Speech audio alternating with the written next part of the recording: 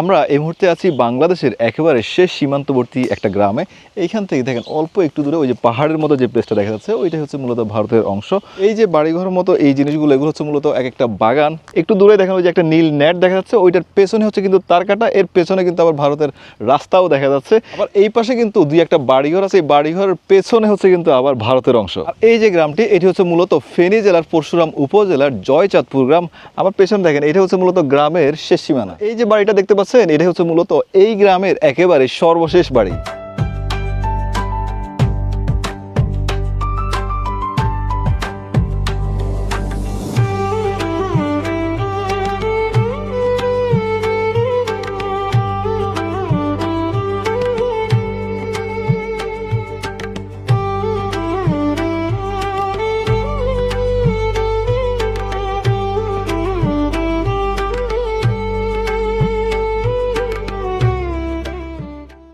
ভিডিওতে এখন যে ঘরবাড়িগুলো দেখতে পাচ্ছেন এগুলো হচ্ছে ভারতের ত্রিপুরা রাজ্যের রাজনগরের সাধারণ মানুষের ঘরবাড়ি ও বিএসএফ এর বিভিন্ন ধরনের কনস্ট্রাকশন। আর এখন যে ঘরবাড়িগুলো দেখতে পাচ্ছেন এগুলো মূলত বাংলাদেশের অংশে জয়চাঁদপুর গ্রামের সাধারণ মানুষের ঘরবাড়ি। একসময় যে গ্রামটা ছিল অজফাঁড়াগা, মানুষের লোকচক্ষুর আড়ালে, এইখানে মানুষ আসতেই ভয় পেত ইত্যাদিতে হানিফ সংকেতের প্রতিবেদন করার পর থেকে মূলত এই গ্রামে আধুনিকতার ছোঁয়া লাগে পরিবর্তন হতে শুরু করে। এই যে ঘরটা দেখতে পাচ্ছেন এটাই হচ্ছে মূলত এই গ্রামের একটি বাড়ি একটি ঘর যেটা ছিল সেই ঘরটা হচ্ছে মূলত এই ঘরটা।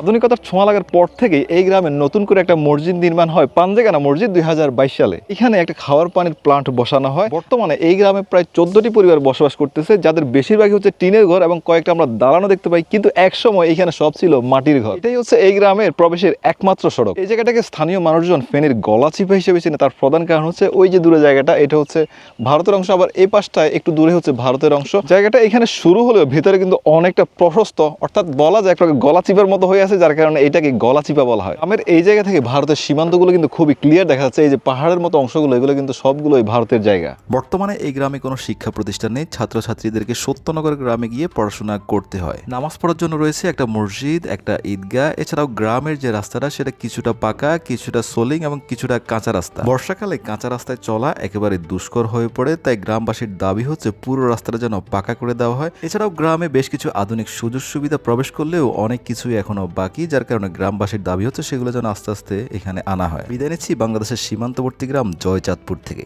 ভিডিওটি ভালো লাগলে শেয়ার করে দিতে পারেন, পেজে ফলো করে রাখুন, চ্যানেলটি সাবস্ক্রাইব করে রাখুন।